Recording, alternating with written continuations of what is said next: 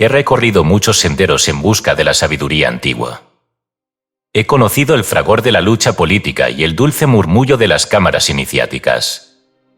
He defendido causas humanas con fervor, y he contemplado las verdades eternas desde el umbral de los templos ocultos. Sin embargo, entre todos los misterios que han tocado mi alma, ninguno me ha sido más velado, ni más sagrado, que el misterio de la sangre. Porque la sangre es mucho más que un fluido corporal. Es el portador silente de memorias olvidadas, el vehículo invisible de vibraciones ancestrales, y la manifestación densa de principios espirituales que anteceden al nacimiento y trascienden la muerte. La sangre es el hilo rojo que une la carne con el alma, y al alma con su linaje cósmico. Su latido no es solo biológico, es mágico, ritual y sideral. Muchos en mi tiempo se atrevieron a hablar de la herencia, de las razas, de la evolución del hombre, pero lo hicieron desde la ceguera del materialismo. Redujeron el milagro de la encarnación a una mera combinación de genes y cromosomas, sin percibir que cada célula está tejida por la voluntad de los demás, y que cada gota de sangre responde a patrones trazados en planos invisibles. El darwinismo, útil en el estudio de la forma, se volvió una cárcel cuando se pretendió aplicar al alma. Por ello, escribo estas páginas que el tiempo no me permitió escribir, pero que el alma del mundo guardó para quien supiera escucharlas. Hablar de la sangre es hablar del destino de las almas que viajan en oleadas raciales. Es hablar de los secretos del karma y de la alquimia que convierte al animal en adepto. Es hablar también del abuso profano que ciertas sociedades han cometido al manipular este conocimiento sagrado, utilizando la sangre para fines de control, sacrificio o exclusión. Y es denunciar la herejía espiritual que es el racismo, nacido del olvido de que toda forma racial es transitoria, pero el espíritu es eterno. En estas páginas no encontrarás un tratado médico, ni una genealogía histórica. Encontrarás, si estás dispuesto, una visión esotérica de la sangre como puente entre mundos. Hablaremos de los éteres que la rodean, de los linajes invisibles, de los pactos que se sellan con ella, y del futuro espiritual del hombre, cuya sangre deberá vibrar algún día con la nota del Cristo interno. No es casualidad que las antiguas culturas ofrecieran sangre a los dioses. No es casualidad que el Grial haya contenido sangre, ni que el Logos encarnado la haya derramado para redimir a la humanidad. Porque en el derramamiento ritual, simbólico o sacrificial, se encuentra una clave para entender el descenso del espíritu a la materia, y el posterior retorno del hombre a las esferas de luz. Estas enseñanzas fueron guardadas por escuelas secretas, algunas ya extinguidas y otras aún latentes, esperando el momento propicio. El mundo no estaba listo para esta revelación en mi tiempo. Quizás ahora lo esté. Si así es, que el lector lea no solo con la mente, sino con su propia sangre. Porque ella sabe, aunque tú hayas olvidado. Desde la logia donde los sabios velan por la humanidad, ofrezco estas palabras como una chispa que pueda reavivar la memoria del linaje divino que habita en ti. Annie Besant. En comunión con el corazón oculto del mundo. El misterio de la sangre, herencia, raza y espíritu. Por Annie Besant. Publicado por Audiolibros Hispanos. Hemos notado que más del 80% que visitan nuestro canal no está suscrito. Puede apoyar este proyecto presionando el botón de suscribirse y dándole me gusta al vídeo. Gracias por inspirarnos en seguir creando más y mejor contenido para ti. ¿Estás listo para transformar tu vida? Capítulo 1. La corriente de la vida, el principio vital en la sangre. Hay una corriente que fluye silenciosa bajo todas las formas de vida manifestada. Es invisible a los sentidos groseros, pero perceptible para el ojo del alma. Esa corriente es la vida misma, descendida desde las alturas inmanifestadas del Logos hacia los reinos densos de la forma. Su vehículo más íntimo y poderoso en el cuerpo humano es la sangre. La ciencia de mi tiempo se esforzó por medir la sangre, analizar sus componentes y estudiar su circulación. Sin embargo, más allá de los glóbulos rojos, del plasma y del oxígeno transportado, reside un misterio más profundo. La sangre es la morada del prana, el hálito vital, esa fuerza solar que penetra toda sustancia viviente y que, al encontrar en la sangre su hogar, anima al cuerpo con la chispa divina.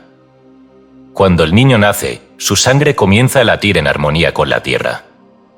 Pero el alma que desciende, atraída por el karma, por los vínculos afectivos, por el linaje etérico de sus padres, imprime en esa sangre sus recuerdos, sus tendencias, sus anhelos no resueltos.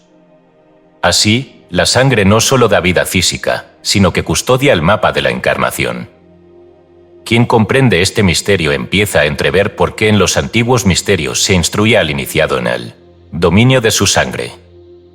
No se trataba de dominar el pulso o el ritmo cardíaco, sino de armonizar los impulsos vitales con los ritmos cósmicos. Porque la sangre vibra, y su vibración puede entenebrecer o iluminar la conciencia. El corazón, órgano sagrado por excelencia, actúa no como una mera bomba biológica, sino como un santuario donde el fuego de la vida se purifica. En las enseñanzas esotéricas que recibí de los maestros, se nos reveló que el corazón es el punto de entrada del espíritu al cuerpo etérico. Desde ahí, el prana se distribuye a través de la sangre. Esta circulación no es mecánica, es un rito perpetuo. En los antiguos templos atlantes, hoy perdidos bajo océanos y memoria, los sacerdotes podían leer el estado del alma de un ser humano observando la vibración etérica de su sangre. No se necesitaban palabras, el aura sanguínea revelaba la historia del alma. Esto, que puede parecer un mito a los ojos profanos, era parte del conocimiento habitual en tiempos de mayor conexión con los mundos sutiles. La sangre humana no es igual en todos los seres. Así como hay diferentes cuerpos, también hay diferentes calidades vibracionales en la sangre, determinadas por el grado de evolución espiritual del alma encarnada. El adepto, por ejemplo, ha refinado tanto su materia que su sangre vibra con tonos más elevados, casi imperceptibles para el clarividente medio. Es por ello que en ciertos grados iniciáticos se requieren purificaciones físicas y ayunos rituales, no para agradar a una deidad, sino para elevar el ritmo sanguíneo a frecuencias más sutiles. Cada raza raíz que ha poblado la Tierra ha tenido una cualidad distintiva en su sangre. Los lemurianos poseían una sangre densa, cargada de energías telúricas, los atlantes, una sangre impregnada de poder mágico, los arios, una sangre que, en su pureza original, comenzó a sintonizarse con la luz mental. Y en cada subraza, estas cualidades se fueron matizando según los propósitos kármicos y cósmicos de la evolución humana. Este principio de diferenciación sanguínea no debe confundirse con ideas modernas de supremacía racial, que constituyen una perversión profana del conocimiento sagrado.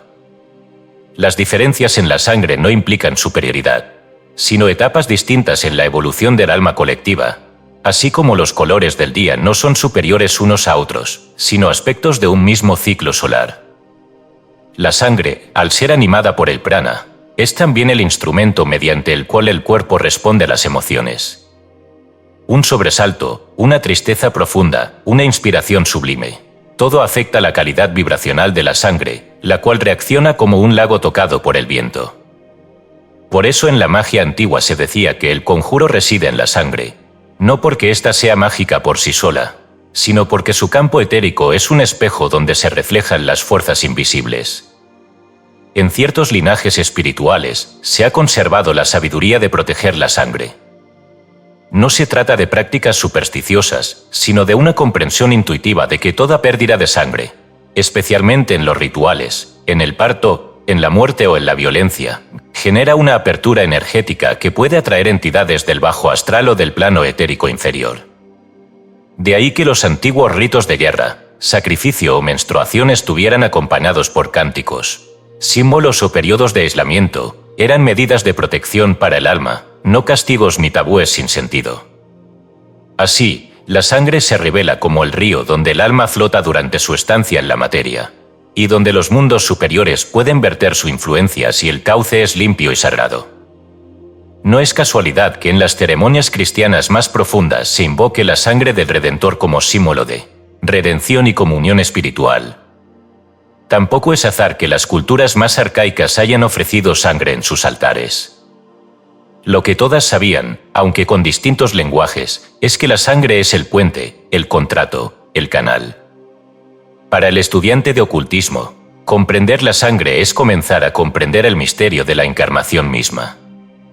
Es ver que el espíritu, en su descenso, necesita materia viva que lo acoja, y esa materia, cuando es la sangre consagrada, se convierte en el cáliz donde el alma puede brillar.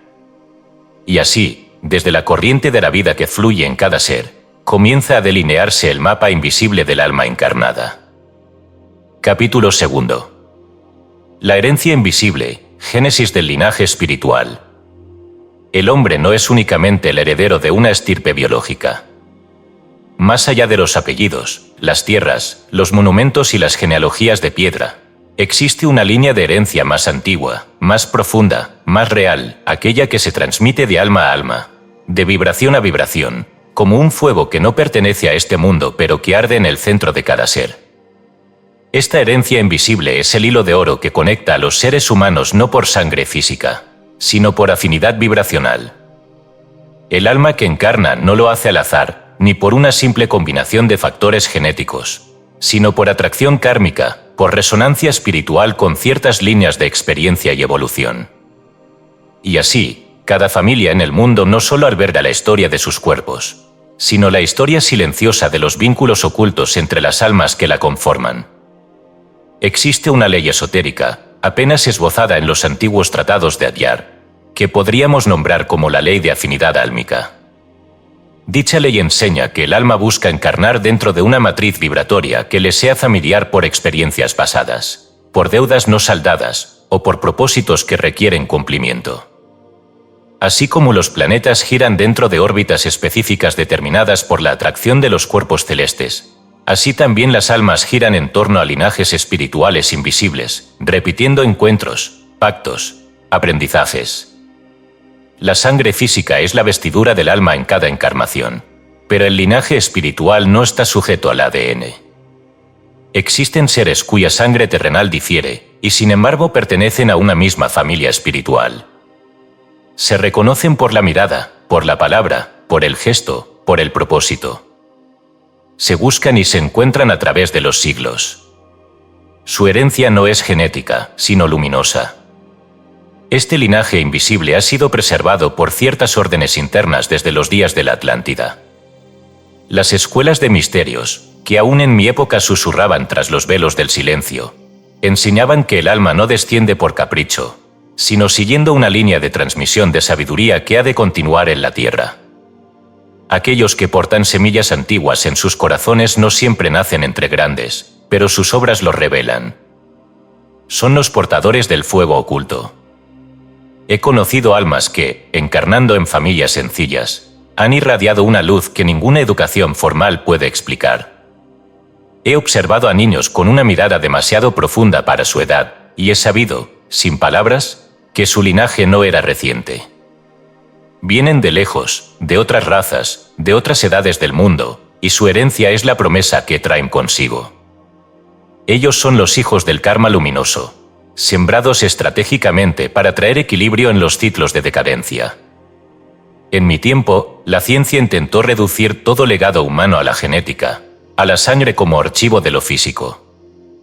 Pero el verdadero archivo del alma está en los éteres, en los registros sutiles que envuelven al cuerpo humano y lo acompañan más allá de la muerte.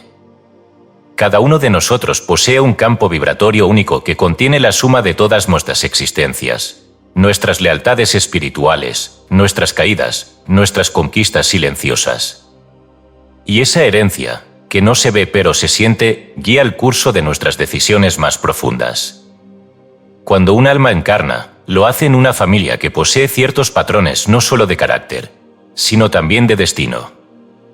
Allí están las pruebas que ha elegido afrontar, los espejos que necesita mirar, los nudos que debe desatar. A veces, nace como redentor de su estirpe, otras, como catalizador de conflictos que se arrastran desde tiempos remotos. En todos los casos, la sangre actúa como contrato, pero el linaje espiritual define el propósito de dicho contrato. No todos los linajes visibles son reales, ni todos los verdaderos linajes son visibles. Algunos seres, nacidos en cuerpos ordinarios, son príncipes del alma. Y algunos nacidos en palacios son esclavos de su ignorancia. La herencia espiritual no se transmite por apellido, sino por el fuego interno que no puede ser fingido. Los antiguos hebreos, que guardaban celosamente sus líneas patriarcales, sabían también del linaje secreto del espíritu. Por ello, distinguían entre el israelita carnal y el israelita del corazón. San Pablo lo expresó en sus cartas: no es judío el que lo es exteriormente, sino el que lo es en lo interior. Esta distinción es vital para entender que el verdadero pueblo elegido no es racial, sino vibracional. Así también, en la tradición hindú, las castas originales no eran determinadas por el nacimiento, sino por la cualidad del alma. El brahman no era tal por linaje sanguíneo, sino por pureza de vida, conocimiento del ser y servicio desinteresado. La degeneración de esta sabiduría en sistemas rígidos de exclusión marca la caída de una civilización. Siempre que la herencia espiritual es olvidada en favor de la apariencia externa, el ciclo se cierra y la oscuridad entra. Pero los linajes verdaderos, los invisibles, permanecen. Como los ríos subterráneos que nutren los oasis en los desiertos, estos linajes atraviesan épocas y culturas, dejando huellas apenas perceptibles. Ellos son los que, en cada era, despiertan cuando el mundo se adormece. Son los que traen las nuevas semillas, aun cuando todo parece seco.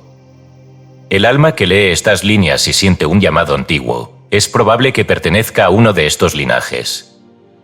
No necesita prueba ni confirmación externa. Su herencia vive en su fuego interno. Y si así lo es, que recuerde, no está aquí por casualidad, ni por simple descendencia biológica. Está aquí porque su sangre ha sido tocada por el Espíritu, y su herencia es la luz que porta. Capítulo 3. El alma y su descendencia, karma, genética oculta y encarnación. Nada en el universo acontece por accidente. Todo está regido por la ley, y donde el ojo profano ve azar, el ojo del iniciado contempla el entretejido perfecto del karma. El nacimiento de un ser humano, la elección de sus padres, la caridad de su cuerpo, incluso la forma de su sangre, obedecen a una arquitectura invisible cuya causa reside en lo más profundo del alma y en los archivos eternos, donde se inscriben sus actos, pensamientos y silencios. La encarnación es un acto profundamente sagrado. No es una caída, sino una elección. El alma, en su viaje por los planos sutiles, desciende cuando ha llegado el momento preciso para continuar su evolución, saldar cuentas pendientes o asistir en la elevación de un grupo o linaje. No se escoge el cuerpo de forma arbitraria, ni se entra al seno familiar por mero instinto biológico. Lo que llamamos herencia genética es, en realidad, el reflejo visible de una genética oculta, una trama vibratoria que el alma reconoce como suya y que la atrae irresistiblemente hacia un útero, una madre, una sangre. Antes del nacimiento, el alma contempla desde los planos superiores las posibilidades de encarnación disponibles y elige, dentro de los márgenes permitidos por su karma, aquella combinación de factores físicos, emocionales y espirituales que mejor le permitirán avanzar en su misión. Así, el cuerpo que se recibe es tanto una consecuencia como una herramienta. Se heredan enfermedades, talentos, temperamentos y rasgos familiares no por fatalismo, sino porque en ellos se esconden las claves necesarias para el despertar del alma. La ciencia moderna, al descubrir el código genético, creyó haber hallado la causa última de la forma humana. Pero lo que encontró fue apenas la sombra de una escritura más antigua. Detrás del ADN físico existe una estructura etérica, moldeada por las vidas anteriores del alma, sus hábitos, sus deseos, sus pasiones, su virtud o su ignorancia. Esta matriz vibratoria es la que determina la selección del esperma, del óvulo, del entorno y del instante exacto del nacimiento. Cuando en las escuelas teosóficas se habla del karma, no se alude a un castigo, sino a una ley de equilibrio. El alma no es arrojada a un cuerpo por capricho divino, sino que ella misma, en presencia de sus guías espirituales, traza los lineamientos esenciales de su próxima vida, sabiendo que deberá nacer allí donde sus deudas puedan ser saldadas, sus cualidades potenciadas y sus sombras iluminadas. Si una enfermedad genética aparece en su camino, no es una tragedia ciega, sino una oportunidad cuidadosamente calculada para desarrollar compasión, fortaleza o sabiduría. Así también, cuando una persona nace con un cuerpo extraordinariamente dotado, con una sangre fuerte, un sistema nervioso sensible y una inteligencia clara. Esto no se debe al azar ni únicamente a la herencia parental, sino a la consecuencia de muchas vidas de disciplina, pureza y entrega al ideal. La nobleza de alma, tarde o temprano, se imprime también en la materia. Pero la herencia no se limita al individuo. Existen linajes familiares enteros que encarnan juntos, generación tras generación, como grupos kármicos que se entrelazan para resolver antiguas tramas de amor, odio, poder, traición o servicio. Estos grupos son visibles no solo en sus nombres o sus árboles genealógicos, sino en sus destinos compartidos, familias marcadas por el arte, la guerra, la locura, la espiritualidad, la sanación. Cada apellido, cada escudo, cada sangre, guarda una memoria oculta. Y, a un nivel más profundo aún, existen linajes espirituales que trascienden la sangre. Son aquellos grupos de almas que, más allá de la genética visible, están unidos por una misma frecuencia de propósito.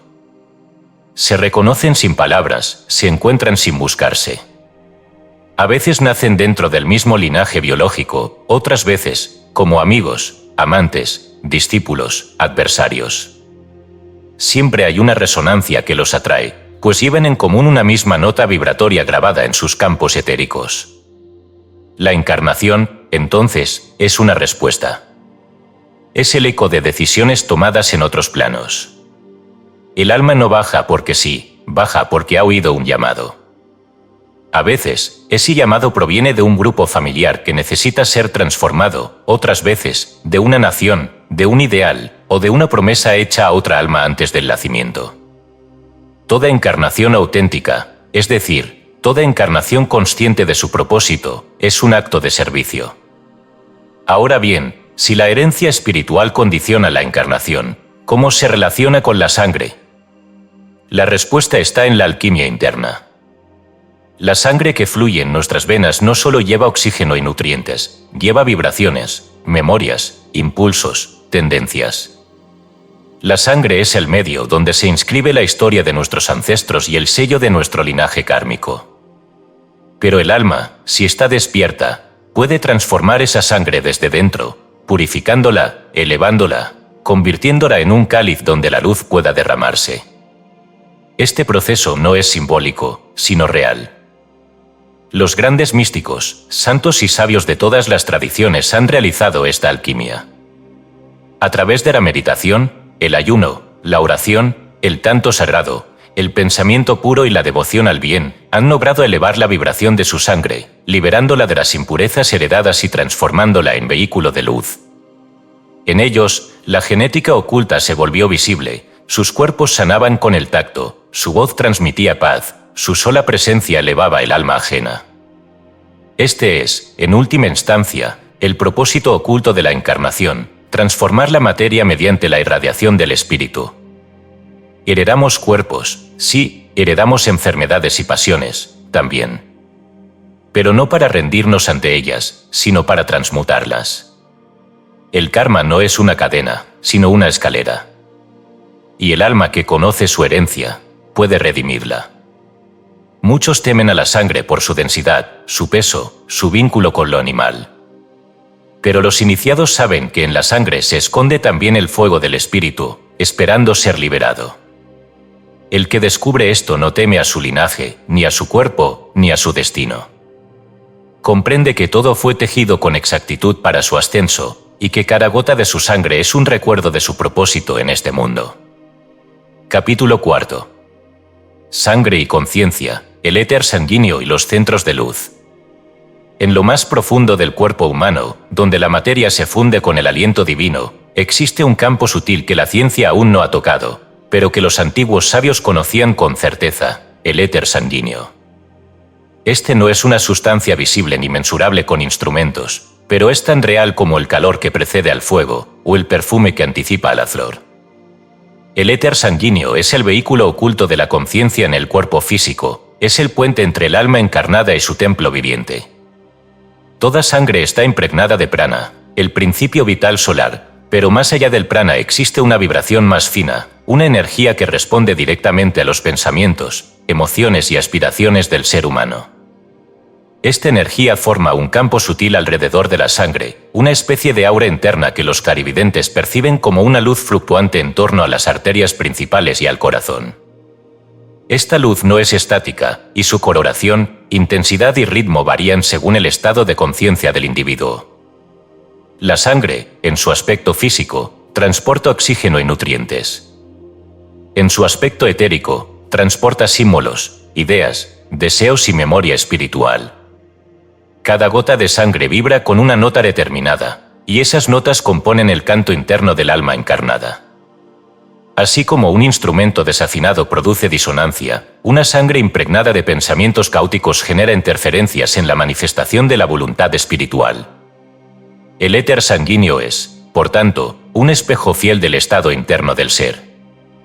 Los antiguos egipcios, en sus misterios más altos, enseñaban que el alma reside en la sangre.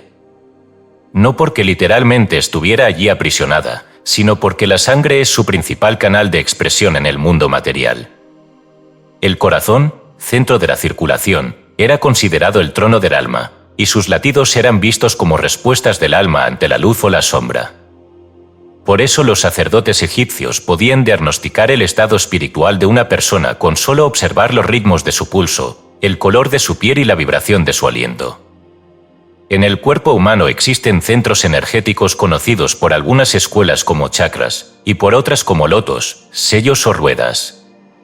Estos centros, ubicados a lo largo de la columna vertebral y en regiones específicas del cuerpo, son vórtices por los cuales fluye la energía sutil. Lo que pocas veces se dice, y lo que solo se enseña a quienes han purificado su intención, es que la sangre es la corriente que une a estos centros entre sí, y que el éter sanguíneo actúa como conductor entre los chakras y la conciencia despierta. El centro cardíaco, por ejemplo, está directamente relacionado con la calidad vibratoria de la sangre. Cuando una persona experimenta amor puro, compasión o gratitud profunda, la sangre emite una radiación etérica de alta frecuencia que fortalece la conexión entre el alma y el cuerpo. En cambio, cuando se experimentan emociones negativas, la sangre se enrarece en su aspecto sutil, y su vibración desciende, entorpeciendo el flujo entre los centros de luz. Es por eso que las prácticas espirituales no deben centrarse solo en lo mental o emocional, sino también en la purificación y elevación de la sangre misma. El ayuno, la meditación, el canto devocional, la respiración consciente, la abstención de sustancias densificantes, todo esto no es ascetismo arbitrario, sino alquimia corporal para refinar el éter sanguíneo y permitir que la conciencia se manifieste sin distorsión. En las escuelas de misterios de la India, de donde muchas de mis enseñanzas fueron nutridas, se sabía que un verdadero iniciado no solo debía controlar sus pensamientos, sino también su sangre. Porque quien domina su sangre domina el impulso. Y quien domina el impulso domina su destino. La sangre responde a la voluntad como el río al cauce. Si se le guía desde dentro, puede convertirse en un torrente de luz. Ciertos grandes sanadores espirituales de la historia no curaban a través de gestos exteriores, sino por irradiación. La calidad de su sangre era tan elevada, tan pura, que su campo etérico actuaba como un bálsamo sobre los campos sutiles de quienes se les acercaban. No es exageración decir que, en esos seres, la sangre se había convertido en una sustancia luminosa. No por su color rojo, sino por la vibración que emanaba de su interior. Y aún más, existe un misterio reservado sobre ciertos centros ocultos que no han sido revelados al mundo por su poder transformador. Uno de ellos se encuentra en la sangre misma. No está en un órgano, ni en una glándula. Es un centro móvil, disperso y sin forma fija, que solo se activa cuando la sangre alcanza un estado vibratorio muy alto. Entonces, esta red sutil comienza a emitir una luz dorada que atraviesa todos los centros y unifica el sistema energético en un solo campo radiante. Este estado, que en la tradición hindú se conoce como Kundalini purificada, y en Egipto era llamado la apertura del ojo ígneo, es rarísimo y solo aparece en almas que han consagrado su vida entera al servicio, al sacrificio voluntario y a la renuncia del yo inferior. ¿Y qué sucede cuando este campo etérico de la sangre se despierta? Sucede que el alma comienza a percibir el mundo no a través de los sentidos, sino a través de la propia sangre. El cuerpo se convierte en un oráculo. La piel vibra con mensajes sutiles. Los pensamientos se aquietan sin esfuerzo. Y el corazón deja de latir para sí mismo y comienza a latir por el mundo entero. Esta es la etapa en que el ser humano deja de ser hombre para convertirse en discípulo del Logos, en canal de su voluntad. Porque ya no vive por sus impulsos ni por sus deseos, sino por el pulso sagrado que fluye a través de su sangre iluminada. Así pues, comprender el éter sanguíneo y su conexión con los centros de luz es adentrarse en la ciencia olvidada del despertar total. Una ciencia que no puede aprenderse en libros ni en laboratorios, sino en el laboratorio viviente del alma consagrada. Y este conocimiento, aún guardado en los archivos ocultos de la humanidad, será entregado nuevamente cuando la sangre del mundo haya sido redimida de la violencia, del egoísmo, de la ignorancia. Porque solo una sangre purificada puede contener la luz sin romperse. Capítulo 5. Raza raíz y ciclos de encarnación, el viaje del alma a través de los pueblos. El alma humana, en su largo peregrinaje desde los reinos de la luz hacia la densidad de la materia, no encarna al azar ni evoluciona sin guía. Su descenso y ascenso están regulados por leyes cósmicas tan precisas como las órbitas de los astros, y una de las más sagradas es la ley de las razas raíz. Estas razas, conocidas solo por los custodios de la sabiduría antigua, no deben confundirse con los grupos étnicos actuales, que son reflejos fragmentados y degenerados de formas primordiales mucho más arquetípicas. El Logos solar, en su emanación constante de vida, proyecta ciclos evolutivos que se manifiestan en la Tierra mediante oleadas de humanidad. Cada una de estas oleadas constituye una raza raíz, un estadio de conciencia colectiva que actúa como escuela, templo y laboratorio para el alma encarnada. En los archivos secretos de la Gran Fraternidad Blanca se preserva el conocimiento de estas razas, de las cuales nuestra actual humanidad es apenas la quinta. Cada raza raíz tiene un propósito espiritual particular, una cualidad álmica predominante, una vibración dominante en su sangre y una relación específica con los elementos de la naturaleza y los centros planetarios. A medida que el alma encarna en distintas razas raíz y sus subrazas, va adquiriendo experiencias que ningún individuo podría contener por sí mismo. Así, el alma no es ni blanca ni negra, ni oriental ni occidental, sino que se viste sucesivamente con las vestiduras de todos los pueblos para poder comprender, sintetizar y superar las ilusiones del mundo dual. La primera raza raíz, hiperbórea y etérica, no poseía aún sangre densa. Eran formas luminosas, de estructura casi invisible, cuyo contacto con la materia era mínimo. Se alimentaban de luz solar y respiraban el prana puro del éter. No sabían del conflicto, ni del deseo, ni del ego. Su conciencia era una extensión de la conciencia planetaria. En ellas, el alma se manifestaba sin filtros. Pero su tarea era preparar la base energética para la futura densificación del ser humano. La segunda raza, también etérica aunque ya más cercana a la materia, fue llamada polar, y su morada fue en regiones hoy sumergidas bajo el hielo y el olvido. Allí comenzó el primer atisbo de individualidad, y con él, los primeros movimientos del karma. Su sangre, si es que podía llamarse así, era aún luz condensada, vibración más que sustancia. Eran seres andróginos, aún no divididos, cuya conciencia operaba desde planos superiores. La tercera raza, la lemuriana, marcó el verdadero descenso del alma a la materia. Fue aquí donde se manifestó por primera vez la sangre física. Se produjo la división de los sexos, la aparición de los órganos físicos y, con ellos, el principio de la herencia biológica. La sangre lemuriana era densa, caliente, cargada de instintos primarios y de energía telúrica. Fue en esta raza donde surgieron las primeras pasiones, los primeros deseos y, con ellos, la necesidad de leyes internas. La humanidad, entonces, comenzó a experimentar la dualidad en toda su crudeza. Fue también en esta raza donde los señores de la llama, seres venidos de Venus y de planos superiores, inocularon el principio mental en ciertos grupos humanos, encendiendo en ellos la chispa de la autoconciencia. La cuarta raza raíz, Atlante, fue la gran civilización que hoy solo sobrevive en leyendas, símbolos y fragmentos dispersos en los mitos de todas las culturas. los atlantes desarrollaron poderosas capacidades psíquicas y mágicas, y su sangre vibraba con una fuerza electromagnética aún no comprendida. Esta era una sangre de poder, pero también de peligro. En sus primeras etapas, fue un vehículo de sabiduría; en las últimas, degeneró por la corrupción, el abuso de la voluntad y el olvido del alma. Fue aquí donde se establecieron las primeras castas místicas, los primeros linajes de sangre sagrada y también las primeras perversiones de ese conocimiento. La caída de Atlántida fue, en esencia, la caída de la sangre sagrada en manos de un ego colectivo sin freno. La quinta raza raíz, la Aria, es la humanidad actual. Nació en regiones hoy desérticas, pero que fueron en su origen fértiles y propicias a la meditación. Su misión es desarrollar el pensamiento abstracto, la individualidad espiritual, la razón iluminada. Su sangre es más fría que la Atlante, más apta para la síntesis mental, pero también más expuesta a la sequedad emocional y al materialismo. Aquí el alma aprende a elegir conscientemente su destino, a ejercer su voluntad y a construir puentes entre ciencia y espíritu.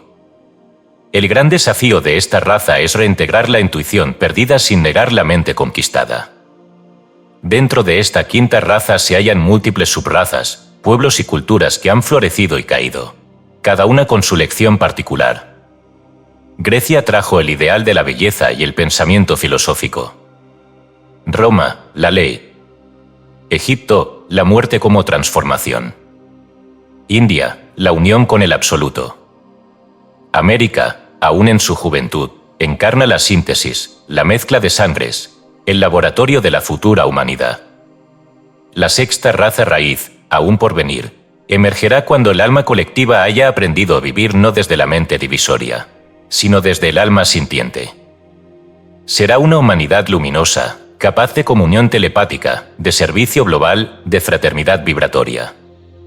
Su sangre será distinta, menos densa, más radiante, capaz de sostener energías superiores.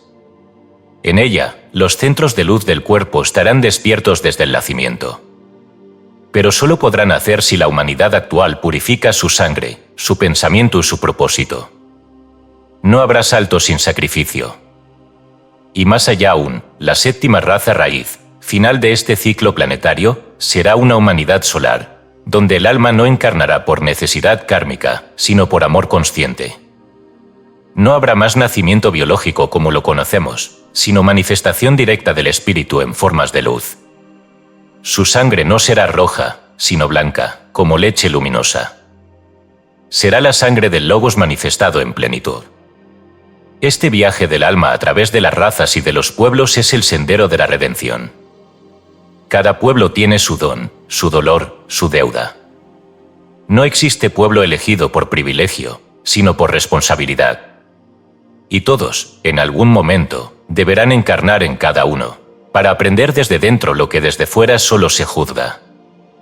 La reencarnación no es solo una repetición de vidas, sino un viaje a través de la diversidad de la experiencia humana. El alma encarna en todos los colores, todos los idiomas, todas las clases, todas las sangres. Porque solo así puede recordar que es más que todo ello. La comprensión de la raza raíz es el antídoto contra toda forma de orgullo racial. Saber que hemos sido lemurianos, atlantes, arios y que seremos parte de otras razas futuras, nos libera del espejismo de la superioridad. Lo importante no es la forma que hoy ocupamos, sino la conciencia que cultivamos en ella. Y así, el alma continúa su viaje, cruzando los ciclos del tiempo, tejiendo destinos en pueblos distintos, sangrando en guerras y cantando en templos, hasta que el mundo entero se convierta en su patria y todas las razas en un solo cuerpo planetario. Ese es el fin del viaje, no la unidad forzada, sino la comunión consciente de la diversidad redimida. Capítulo 6. Atlantes, arios y los sellos de la sangre ancestral. En las profundidades del alma humana, donde no alcanzan las palabras ni los recuerdos de la vida presente, persisten impresiones indelebles que no provienen de esta existencia, sino de otras edades del mundo. Son huellas grabadas no en la carne, sino en la vibración de la sangre, marcas etéricas que revelan la procedencia espiritual de aquellos que han transitado por civilizaciones anteriores, por razas olvidadas, por linajes de poder y sabiduría cuyo eco aún resuena en las almas sensibles.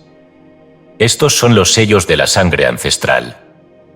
La historia visible del hombre no comienza en Mesopotamia, ni en Egipto, ni en los templos béricos. Comienza mucho antes, cuando la humanidad vivía bajo cielos distintos, en continentes que ahora duermen bajo el océano. Las razas Atlante y Aria representan dos etapas clave en la evolución de la conciencia humana. Comprenderlas es entender el drama espiritual que aún se libra en los cuerpos y las sangres del presente.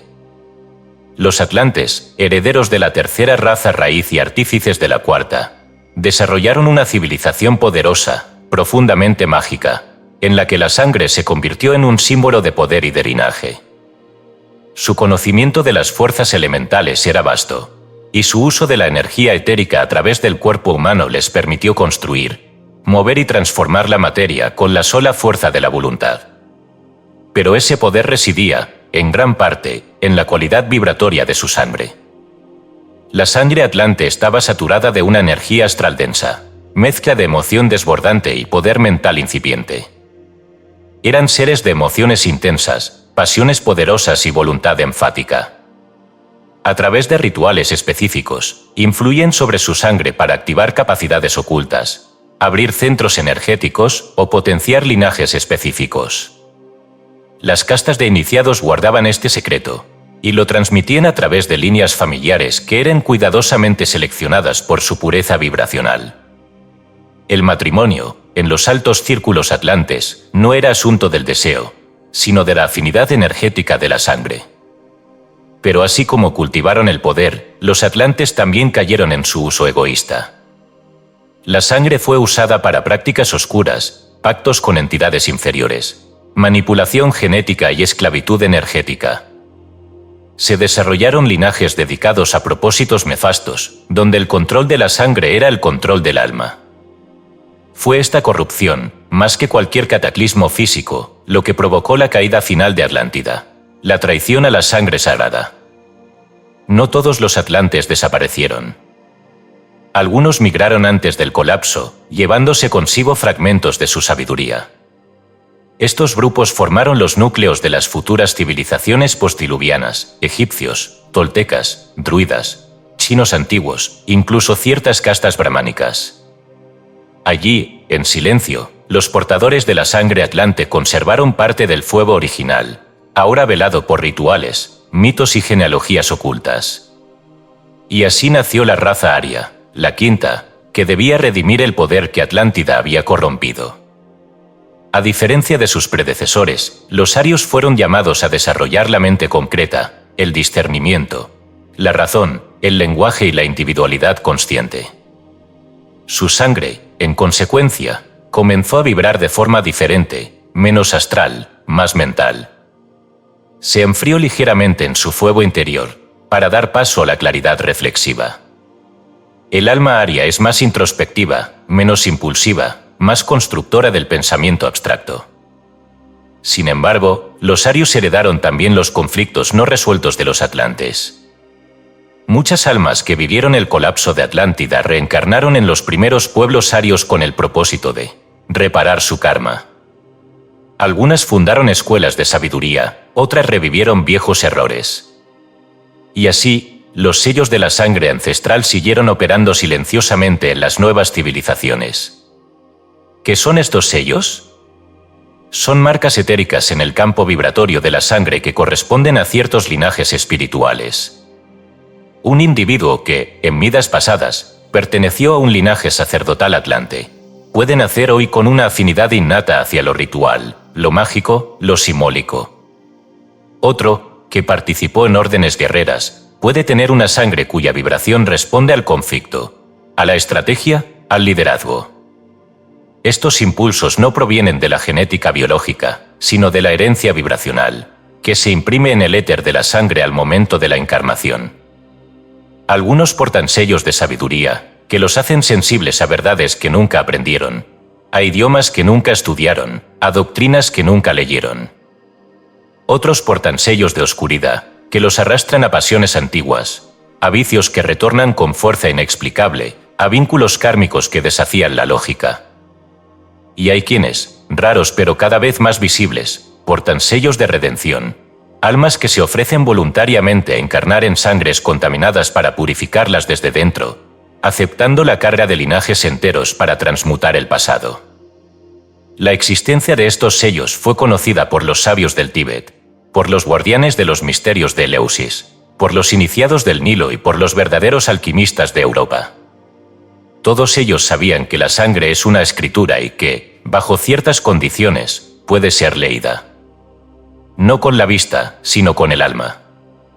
En ciertas iniciaciones avanzadas, el discípulo era expuesto a un fuego interior que despertaba los sellos dormidos en su sangre.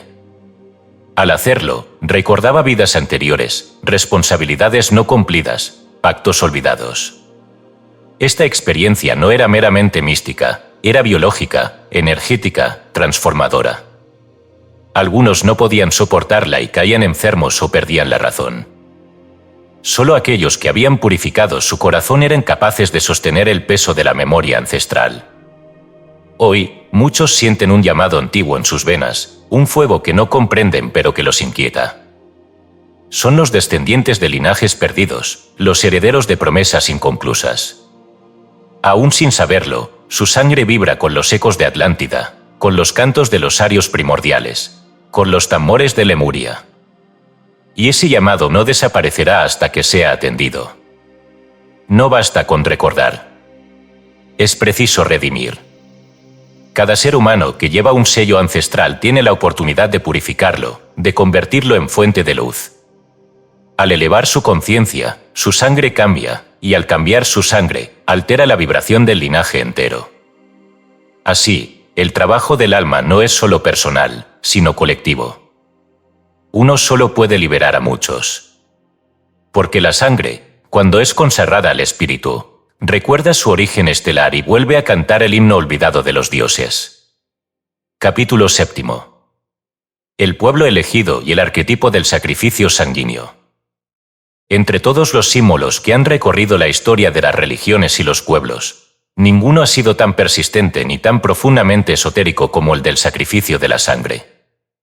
Desde los altares primitivos hasta las liturgias más elevadas, la sangre ha sido ofrecida, consagrada, derramada y consagrada de nuevo, como si en ella se ocultara un secreto que la humanidad aún no ha logrado descifrar del todo. Este secreto no reside en lo biológico, sino en lo arquetípico, la sangre como mediadora entre la materia caída y el espíritu redentor. A lo largo de las eras, distintas culturas han encarnado aspectos del drama cósmico. Pero existe un grupo humano que, por disposición kármica y por elección espiritual, asumió un rol singular en este teatro sagrado, el pueblo hebreo, mal comprendido por muchos, exaltado o vilipendiado por otros, pero poseedor de un vínculo profundo con el arquetipo del sacrificio sanguíneo. En él se inscribió una función espiritual que no fue privilegio, sino carga, y cuyo misterio aún late en los pliegues de la historia. Los sabios antiguos no hablaban de raza en términos modernos. La palabra que usaban era pueblo, y designaba no solo un grupo étnico, sino una encarnación colectiva de una idea arquetípica. El pueblo hebreo, en su etapa más pura, fue el vehículo del principio de redención a través del sufrimiento, el portador del fuego devocional canalizado hacia un Dios único, y la manifestación visible del drama oculto del alma que se separa de su fuente y anhela volver a ella. En el interior del Antiguo Testamento, bajo las narraciones literales, se esconde una corriente esotérica que revela un profundo conocimiento del poder de la sangre. El Cordero Pascual, la aspersión del altar, las reglas minuciosas sobre pureza ritual y los sacrificios animales no son simples arcaísmos religiosos, sino ecos de prácticas muy antiguas destinadas a regular la circulación etérica de la sangre en contextos de invocación y contacto con planos superiores. El sacerdote, al oficiar, no manipulaba carne, sino corrientes de fuerza vital, y la sangre era el canal por el cual esa fuerza ascendía hacia lo invisible. El concepto de pueblo elegido, tan mal interpretado, no aludía a una superioridad biológica ni moral, sino a una elección cósmica, la de servir como receptáculo colectivo para el arquetipo del sacrificio consciente. Así como en el cuerpo humano el corazón asume la tarea de recibir, purificar y redistribuir la sangre, el pueblo elegido fue llamado a representar en la historia ese mismo papel, absorber el karma colectivo, purificarlo mediante el sufrimiento y devolverlo al mundo como sabiduría transformada. Esta elección, sin embargo, no estuvo exenta de sombra. Toda función espiritual conlleva el riesgo de desviación. En vez de comprender su papel como un servicio a la humanidad, ciertas castas y estructuras religiosas transformaron la elección en separación y el sacrificio en dogma. Se olvidó que la sangre derramada no era un fin en sí mismo, sino una imagen de la entrega interna. Así, la energía original comenzó a distorsionarse y el arquetipo del sacrificio degeneró en exclusivismo, en legalismo y en temor. Pero lo que es verdadero no desaparece, se transforma. Y el arquetipo encontró una nueva expresión, más elevada, en el misterio del Gólgota, donde el símbolo se tornó carne, y la sangre del iniciado supremo, Jesús, el Cristo solar, fue derramada no para aplacar una divinidad externa, sino para imprimir en la red etérica de la Tierra un impulso de redención universal. En ese acto, culminación de siglos de preparación esotérica dentro del pueblo hebreo, el arquetipo fue liberado de su forma antigua.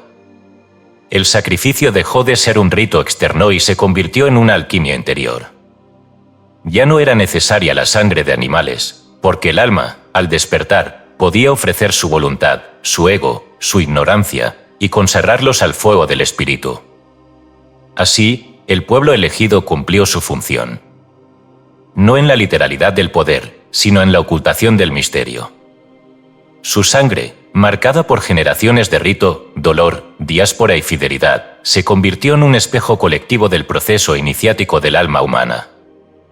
Y quienes encarnan hoy en esa estirpe, conscientes o no de ello, portan en su sangre la resonancia de esa función arquetípica. Pero no están solos. Otros pueblos, en distintas eras, han encarnado otros arquetipos: los egipcios, la sabiduría solar, los indios, la unión mística, los griegos, la belleza del intelecto, los germanos, la voluntad cósmica. Todos forman parte del gran cuerpo planetario, donde cada linaje cumple una función. Y todos, en ciclos alternos, portan el fuego y el peso del sacrificio.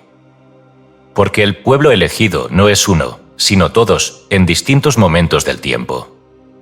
Hoy, la humanidad entera es llamada a ser el nuevo pueblo elegido, no por sangre, sino por conciencia. No por genealogía, sino por vibración. El sacrificio ya no se exige en los altares, sino en el corazón, sacrificar el ego, el odio, la separación, y permitir que la sangre, transmutada por el amor y la verdad, se convierta en vino nuevo, en luz circulante, en puente hacia lo divino. Y aquel que comprenda este misterio dejará de preguntar quién fue elegido, y comenzará a preguntar por qué ha sido el llamado a despertar. Capítulo 8. El tabú y la alquimia, misterios de la menstruación y el semen. Existen dos sustancias en el cuerpo humano cuya potencia es tal, que todas las culturas antiguas las rodearon de símbolos, rituales y tabúes: la sangre menstrual y el fluido seminal. Ambos son vehículos directos del principio creador, canales por los cuales el alma desciende a la carne, y la carne puede, si se consagra, volverse digna del espíritu. En estos fluidos se concentra el misterio de la encarnación, la perpetuación de la vida, pero también la posibilidad de transmutación interior. Por eso fueron velados, y por eso el mundo moderno, en su ignorancia, los ha profanado. Los sabios antiguos no eran puritanos ni supersticiosos. Sabían que allí donde reside el mayor poder, también se oculta el mayor peligro. Así, envolvieron el misterio con velos, no para oprimir, sino para proteger. Entendían que tanto la menstruación como el semen contienen una carga etérica tan intensa que pueden abrir puertas hacia planos invisibles, alterar el campo energético del entorno y despertar energías dormidas en el cuerpo humano. Por ello se les trataba con reverencia, con respeto, y nunca se los trivializaba ni se los ignoraba. La menstruación, desde una perspectiva esotérica, no es un residuo biológico, sino una purga cíclica de energías etéricas que no han sido utilizadas para la gestación física. Cada ciclo lunar prepara el cuerpo femenino para un acto de creación, y cuando ese acto no se concreta, el cuerpo descarga no solo materia, sino vibración. Esta descarga no es neutra, contiene los restos de un impulso creativo frustrado, y por tanto, es emocionalmente cargada. Es fuego lunar que no encontró forma. Las mujeres que han preservado cierta sensibilidad espiritual saben que durante su menstruación su intuición se agudiza, sus sueños se intensifican y su campo energético se vuelve más permeable. Esto no es debilidad, es un momento de apertura hacia el plano invisible. Por eso, en muchas culturas antiguas, la mujer menstruante era retirada del trabajo cotidiano no por impureza, sino porque su campo estaba expuesto y debía ser protegido. En ciertos templos, era precisamente en ese estado donde la mujer podía profetizar, recibir visiones o servir como oráculo de las deidades. La sangre menstrual era recogida, consagrada y enterrada, o incluso utilizada en rituales de fertilidad o sanación. La degeneración patriarcal del simbolismo menstrual transformó lo sagrado en tabú, lo espiritual en impureza. El rechazo de la sangre de la mujer es, en realidad, un rechazo del poder femenino como portador de vida y como canal de los misterios lunares. No es casual que el sistema moderno, basado en el control y en la lógica fría, haya estigmatizado aquello que no puede dominar, la ciclicidad, la intuición, la fuerza de la sangre que fluye sin orden ni permiso. El semen, por su parte, es igualmente poderoso. Es el vehículo físico más concentrado del principio solar en el cuerpo masculino. Cada eyaculación representa la descarga de un impulso vital completo, una unidad de energía pránica destinada, en su función natural, a la creación de vida. Pero en los planos superiores de la alquimia espiritual, este fluido puede ser redirigido, elevado y transformado en fuerza ascendente, capaz de despertar centros energéticos dormidos y de alimentar el cuerpo de luz. Los yogis tántricos, los monjes esenios, los iniciados egipcios y ciertos alquimistas europeos comprendían que la semilla vital no era solamente para la reproducción, sino también para la regeneración interna. El semen, cuando no se descarga ciegamente sino que se conserva y transmuta, se convierte en néctar interno. A través de disciplinas específicas, respiración, meditación, castidad consciente, el fluido seminal se convierte en corriente ascendente que alimenta el sistema nervioso sutil, refuerza el aura y activa la intuición superior. De ahí que, en tantas órdenes iniciáticas, se exigiera castidad no por moralidad, sino por ciencia esotérica. Porque el que desperdicia su semilla sin conciencia, debilita su campo etérico. Y el que la conserva con intención elevada, magnetiza su sangre, fortalece su voluntad y refuerza su vínculo con el alma superior. No se trata de represión, sino de transmutación. Ahora bien, cuando el hombre y la mujer se unen sexualmente desde un plano superior, conscientes del acto como rito, como comunión de fuerzas solares y lunares, el intercambio de fluidos puede convertirse en una forma de alquimia viviente. Entonces, la sangre menstrual y el semen no se mezclan para la simple procreación, sino que crean un campo vibratorio capaz de abrir portales, sanar memorias ancestrales y activar sellos dormidos en la sangre. Pero para que eso suceda, el cuerpo, la mente y el alma deben estar alineados. En las uniones profanas, donde el deseo gobierna sin luz, los fluidos se convierten en canales para entidades densas, para ataduras kármicas, para la repetición del ciclo sin trascendencia. En cambio, en las uniones cerradas, los fluidos son cálices, y el alma bebe de ellos como quien bebe la esencia de la creación misma. Tanto la menstruación como el semen pueden ser utilizados, según el estado de conciencia, para la sanación o para la degeneración. Son sustancias umbrales, puertas que pueden abrir hacia la luz o hacia la sombra. Por eso fueron rodeados de silencio, de tabú, de secreto. Porque quien no está preparado para manejarlos con pureza, puede incendiarse por dentro. La humanidad actual, en su afán por romper tabúes, ha confundido la liberación con la banalización. Habla abiertamente de lo que no comprende y expone a la risa lo que debiera ser honrado. La verdadera libertad no consiste en negar el misterio, sino en recuperar su sentido cerrado desde una conciencia despierta. El cuerpo es un templo. La sangre menstrual y el semen son sus ofrendas internas. Cuando se los trata con reverencia, se convierten en caminos hacia lo invisible. Cuando se los trivializa, se transforman en residuos. Y el alma, entonces, se aleja, herida por la profanación del altar. Quien desee despertar los secretos de la sangre debe comenzar por reconciliarse con lo más temido, lo más reprimido, lo más olvidado, la energía creadora en su forma más pura y más humana. Solo así la sangre podrá cantar nuevamente su canto original, el del espíritu encarnado, no para degradarse, sino para redimir la materia. Capítulo 9. Linajes iniciáticos, sangre real, sangre solar, sangre estelar. No toda sangre es igual. Aunque en apariencia todos los seres humanos compartan los mismos elementos bioquímicos, en los planos invisibles la sangre vibra con cualidades específicas, heredadas no solo del linaje físico, sino del linaje espiritual.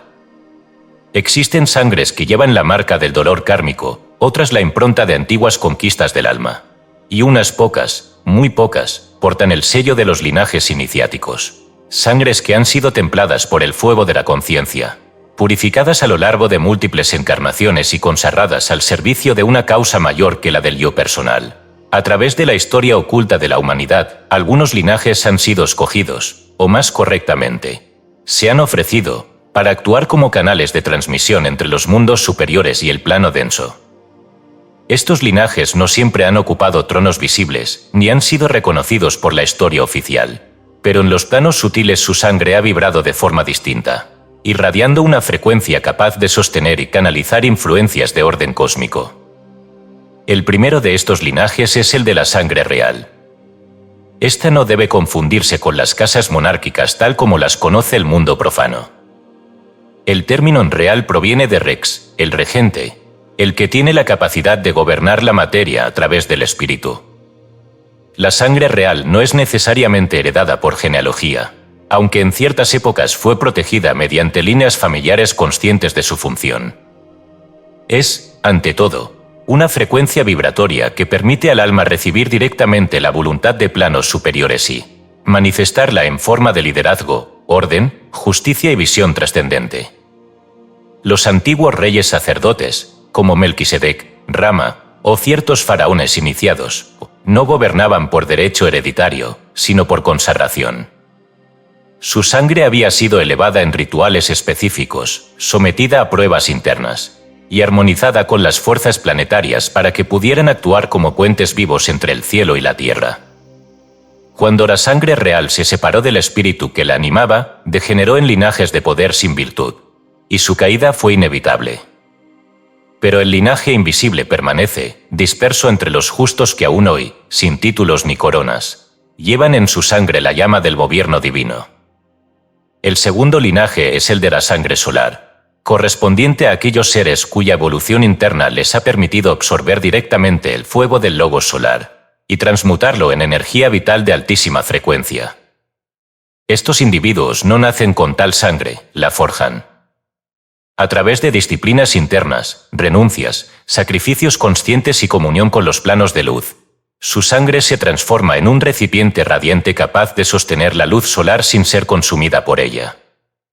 En las tradiciones iniciáticas del mundo, estos seres fueron conocidos como los hijos del sol, los Agni Yogis, los reyes magos, los hijos de la llama. En su sangre, el hierro vibraba con una tonalidad más alta, el prana circulaba sin obstrucción, y sus centros energéticos permanecían abiertos por largos periodos. La sangre solar les permitía actuar como sanadores, protectores o guardianes del conocimiento oculto. Su sola presencia armonizaba espacios, sus palabras tenían poder creador, y sus actos generaban ondas de resonancia espiritual que perduraban más allá de sus cuerpos físicos. Pero por encima aún, en una esfera más rara y silenciosa, existe la sangre estelar, aquella que no pertenece originalmente a esta evolución planetaria. Son almas que han venido de otros sistemas solares, de constelaciones alejadas, de razas que no nacieron de la Tierra, pero que, por amor, han descendido al barro humano para asistir en su elevación. Sus sangres, aunque biológicamente humanas, contienen frecuencias que no pueden ser explicadas por la genética común. Vibra en ellas un recuerdo de estrellas aparadas, de templos de otros mundos, de pactos hechos antes de que esta humanidad respirara por primera vez. Estos seres estelares no siempre se reconocen a sí mismos. De hecho, suelen sentirse ajenos al mundo, desfasados, como si su sangre no les perteneciera del todo. Y es verdad, su sangre es un préstamo, un vehículo adaptado a un propósito mayor. Pero cuando despiertan, su misión se vuelve clara. No han venido a dominar, sino a sembrar. No han venido a enseñar desde la superioridad, sino a recordar a la humanidad su origen celeste. Algunos han sido profetas, otros artistas, otros minos silenciosos que, con su sola presencia, irradian paz o sabiduría sin palabras. Tanto la sangre real como la solar y la estelar no son privilegios ni marcas de jerarquía externa. Son funciones espirituales, encarnaciones de principios cósmicos que han aceptado descender a la densidad para elevarla. Y aunque el mundo los ignore, los persiga o los ridiculice, el plano invisible los reconoce. Allí sus nombres están escritos, no en libros, sino en el éter luminoso de los registros vivos. En ciertas tradiciones secretas, aún hoy se custodian linajes de sangre consagrada. No para preservarlos del mestizaje, sino para proteger una frecuencia que, si se dispersa sin guía, puede perder su eficacia. Estas órdenes no buscan poder mundano. Son silenciosas, humildes, a veces ocultas incluso para sus propios miembros.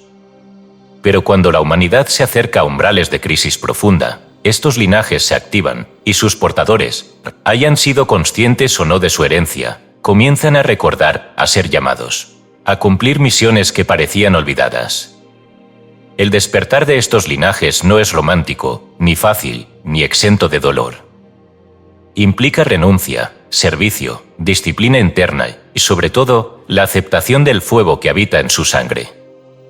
Porque esa sangre no puede usarse para el ego, ni para la ambición, ni para el placer sin propósito. Si lo intentan, se quema. Si la traicionan, enferman. Si la consagran, se vuelven canales de poder luminoso al servicio del plan mayor. ¿Y cómo reconocer si uno pertenece a uno de estos linajes?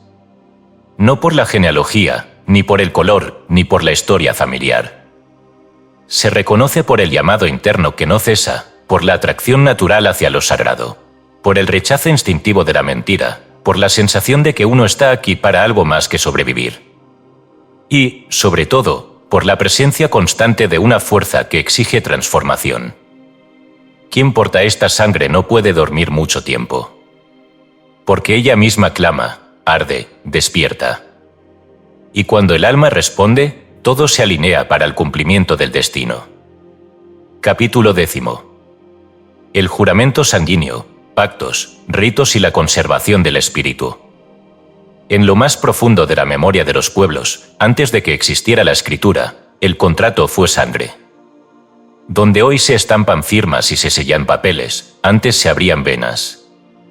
El juramento no era palabra lanzada al viento, sino substancia vital ofrecida en acto. Porque se comprendía que la sangre es la esencia misma del ser, y que al verterla, aunque fuese una gota, se implicaba el alma entera.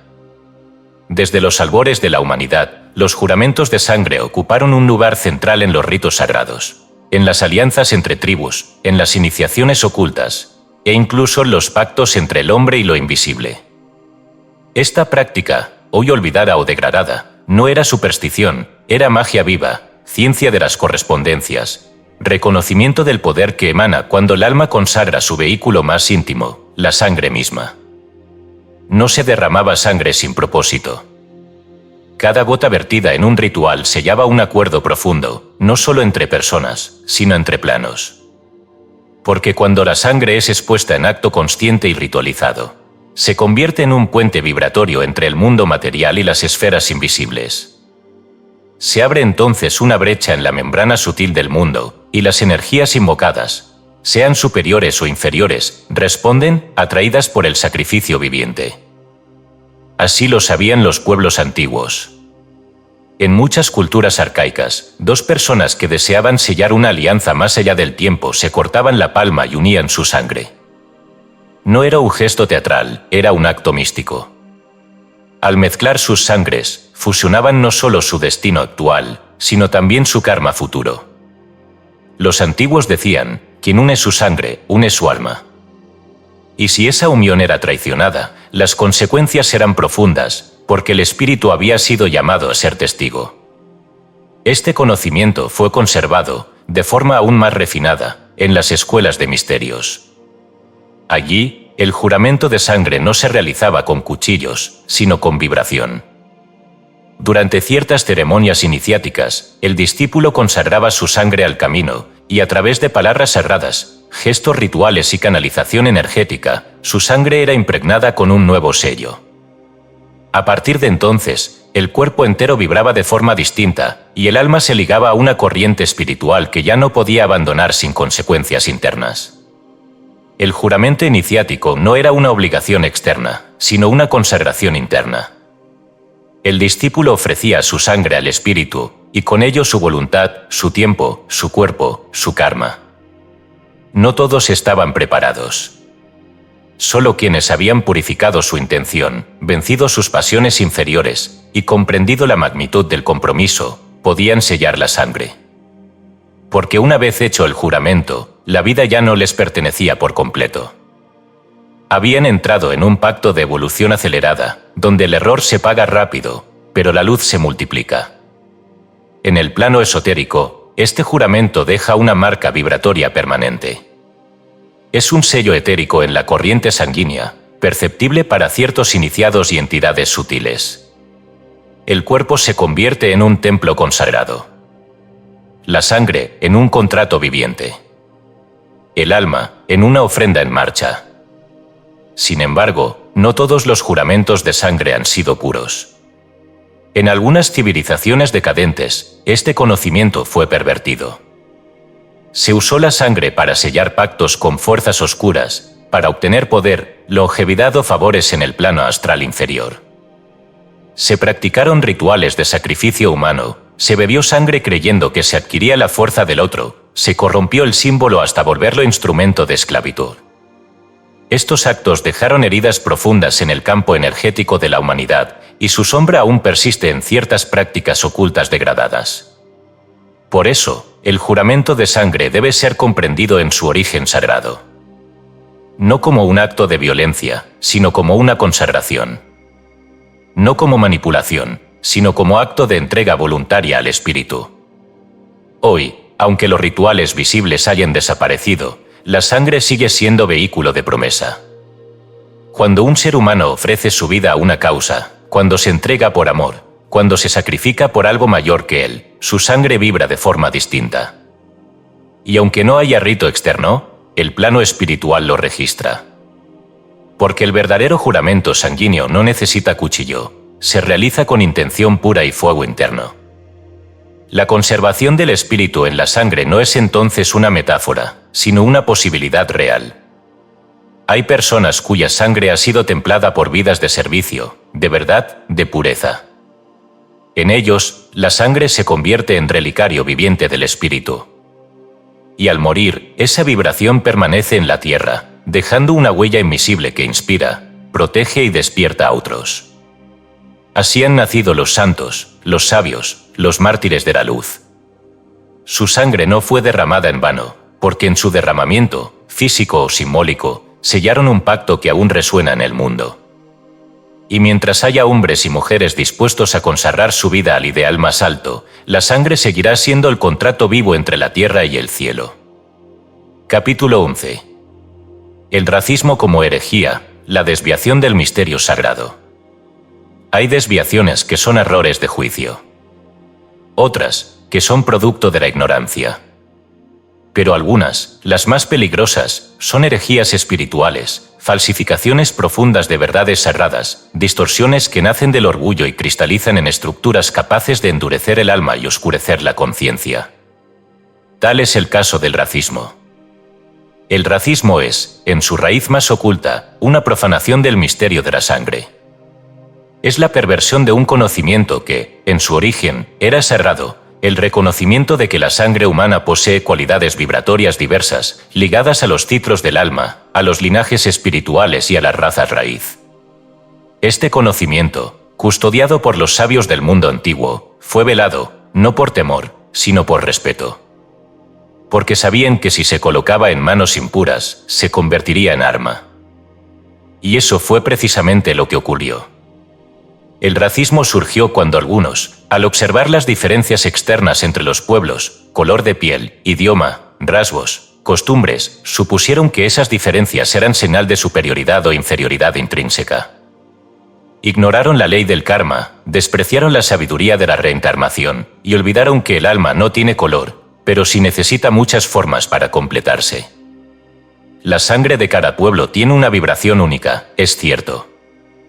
Pero esta diferencia no establece jerarquías, sino funciones en la gran sinfonía de la evolución humana. Así como el cuerpo necesita del corazón, del hígado, de los pulmones y de la piel, cada confluencia racial cumple un papel necesario dentro del organismo planetario. No hay órganos inferiores, hay ignorancia de su propósito. Y cuando una parte del cuerpo se cree superior a las otras, aparece la enfermedad. El racismo es enfermedad del alma. Es el ego espiritual disfrazado de identidad colectiva. Es el intento de convertir lo transitorio, la forma racial, en absoluto, olvidando que toda raza nace, florece y muere como parte de un ciclo mayor. Es, por tanto, una rebelión contra la ley de impermanencia, una negación de la unidad esencial de la vida. Los sabios de la Atlántida, antes de su caída, ya advirtieron sobre este peligro. Sabían que, cuando el conocimiento de los linajes vibratorios de la sangre fuera usado para establecer castas fijas, privilegios hereditarios y desprecio por lo distinto, la fuerza sagrada de la sangre se corrompería. Y así fue. Las castas degeneraron en sistemas de opresión, las razas, en excusas para el dominio, la diferencia, en pretexto para la violencia. En el ciclo Aria, nuestra actual humanidad, esta distorsión alcanzó niveles dramáticos. Se construyeron teorías pseudocientíficas que intentaron justificar la supremacía de ciertos grupos. Se derramó sangre en nombre de una pureza racial inexistente. Se convirtieron símbolos sagrados en emblemas de odio. Y lo más grave, se mancilló la herencia espiritual de pueblos enteros, tachándolos de inferiores por el solo hecho de haber nacido con una vibración distinta. Esto no fue solo un error histórico. Fue, y sigue siendo, una herejía metafísica, porque niega la sabiduría de la evolución del alma a través de las formas. Niega que todos hemos sido, en vidas pasadas, miembros de distintas razas, castas y culturas. Niega que el propósito de la encarnación es, precisamente, pasar por todas ellas, para que el alma no quede incompleta. Un iniciado no pregunta por el color de la piel. Pregunta por la claridad de la luz en los ojos. No busca genealogías terrenales, sino vibraciones del corazón. Porque sabe que la sangre, cuando es consagrada al espíritu, trasciende todas las distinciones. Los grandes avatares que han pisado la tierra no eligieron nacer en los pueblos más poderosos. Krishna, en un establo, Buda, en una estirpe noble pero humilde, Jesús, entre pastores y artesanos. ¿Por qué? Porque el alma iluminada no se limita por la forma racial, sino que la habita como un vehículo, sabiendo que su verdadera patria no es la sangre, sino el espíritu que la anima. Combatir el racismo no es solo un acto ético, es una exigencia espiritual. Porque mientras una parte de la humanidad se crea superior a otra por motivos de raza, cultura o herencia, el corazón del mundo no podrá latir en armonía. La sangre humana seguirá siendo derramada en nombre de ilusiones, y los verdaderos linajes espirituales seguirán siendo ignorados. Pero vendrá un tiempo, y ya se aproxima, en que la humanidad comenzará a ver con ojos del alma. Un tiempo en que las diferencias serán celebradas como expresiones del uno, y no como amenazas. En que las razas se mezclarán no por confusión, sino por armonía. Y entonces, el misterio de la sangre será comprendido por fin, no como motivo de separación, sino como la evidencia de que el espíritu, al manifestarse, canta con muchas voces. Quien aún alimenta odio por la sangre ajena, ha olvidado que ha sido parte de esa sangre en otras vidas. Y quien desprecia una raza, desprecia una parte de sí mismo. Porque todos venimos de lo mismo y regresamos al uno. La sangre nos distingue en la tierra, pero el alma nos unifica en el cielo. Y solo cuando esta verdad sea vivida, la herida de la humanidad comenzará a sanar. Capítulo 12. El Cristo y la sangre, transfusión del Logos en la humanidad. En la historia oculta de la humanidad hay momentos donde lo divino se hace carne, y lo eterno penetra el velo del tiempo para realizar una obra que ninguna palabra humana puede contener. Uno de esos momentos, quizás el más sagrado de todos, fue la encarnación del Cristo. No como figura teológica encerrada en dogmas, sino como emanación viva del Logos solar, encarnado a través del Maestro Jesús, para sembrar en la sangre del mundo una vibración que aún resuena, y que sigue transformando la sustancia misma de la humanidad. Este acto no fue solo un símbolo, ni un evento limitado a un rincón del mundo antiguo. Fue una transfusión espiritual. La sangre de Jesús, derramada en el Gólgota, no fue únicamente un sacrificio físico, sino una alquimia cósmica. Porque en ella no corría solo sangre humana, sino que fluía el fuego del Cristo, la radiación del Verbo que en el principio era con Dios y era Dios. Esa sangre, cargada con la plenitud del Logos, se vertió en la tierra no para aplacar una divinidad iracunda, como los credos antiguos enseñaban, sino para inyectar en la trama etérica de la humanidad una nueva frecuencia evolutiva. Comprender esto requiere abandonar los moldes teológicos e ingresar en los misterios mayores. Allí, el Cristo no es un individuo, sino una conciencia solar, una inteligencia cósmica cuya función es mediar entre el espíritu absoluto y los mundos de la forma. Desde antes de que la Tierra existiera, el Cristo ha sido el corazón del Logos, el pulso vibrante que anima la evolución, el principio redentor que conduce la materia de regreso a la luz. Pero en el momento en que ese Cristo descendió por completo a una encarnación humana, algo sin precedentes ocurrió, la frecuencia del Logos entró en la sangre.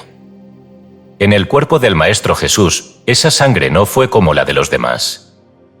Era materia transubstanciada, elevada, contenida en un cuerpo que había sido preparado durante muchas vidas y muchos siglos.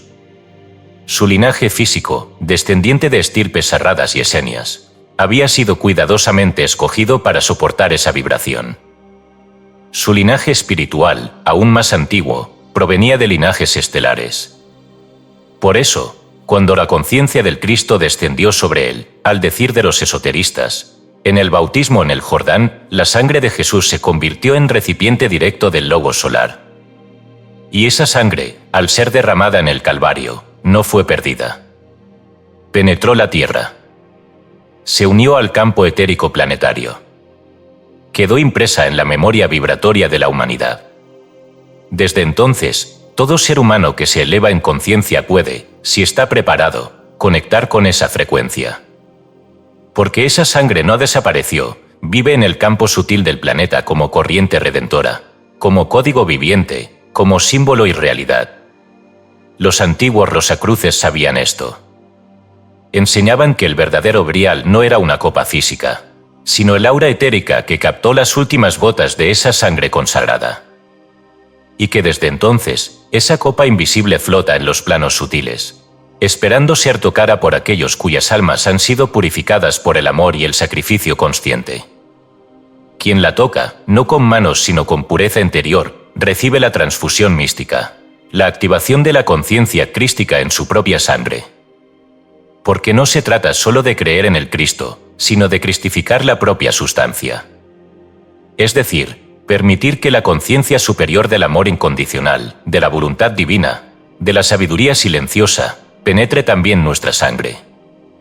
Esta es la verdadera comunión, más allá de ritos externos, que nuestra sangre, hasta entonces movida por pasiones, por herencias oscuras, por ciclos repetitivos, sea transfigurada por la luz que descendió hace más de 2 milenios y que aún pulsa en el corazón espiritual de la humanidad. Esta transformación no es inmediata ni forzada. Es un trabajo interno. La sangre, en cada uno de nosotros, guarda memorias del ego, del linaje, del pasado. Pero cuando se abre a la vibración del Cristo, poco a poco comienza a cambiar. Se vuelve más sensible a lo sagrado, más resistente a la corrupción, más capaz de sostener la luz. Se magnetiza con la fuerza del alma. Comienza a recordar su origen divino. Hay quienes ya lo viven.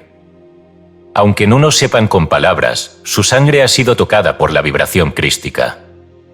Son los que irradian compasión sin esfuerzo.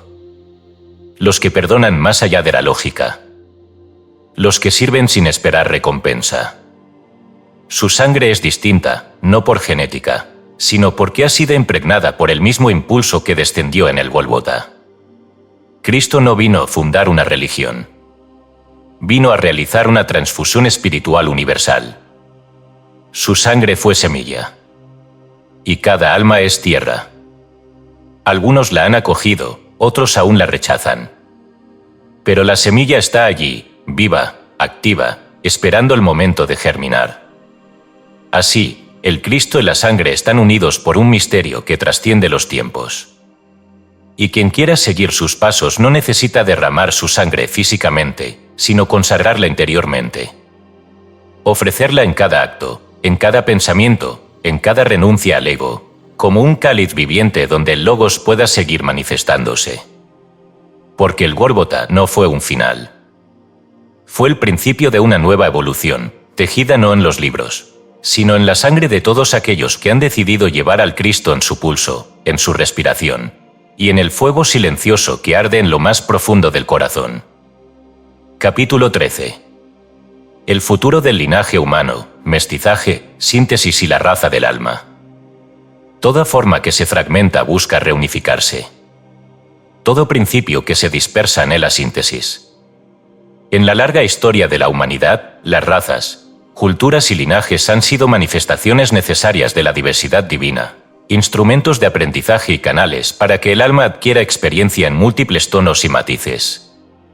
Pero ha llegado el tiempo, y ha anunciado los misterios mayores, en que el proceso de diferenciación ha de dar paso a otro más alto, el de la síntesis. La humanidad avanza hacia una nueva fase evolutiva que no puede sostenerse en la separación, en la pureza racial entendida como valor superior, ni en el orgullo de linajes particulares. Porque lo que ha sido llamado nacer no es una raza más entre las otras, sino una raza del alma. Un nuevo tipo de ser humano que, aunque encarne en cuerpos diversos, portará una sangre transfigurada por la conciencia unificada. Este no es un ideal romántico ni una utopía política. Es una realidad profética inscrita en los ciclos de la evolución espiritual.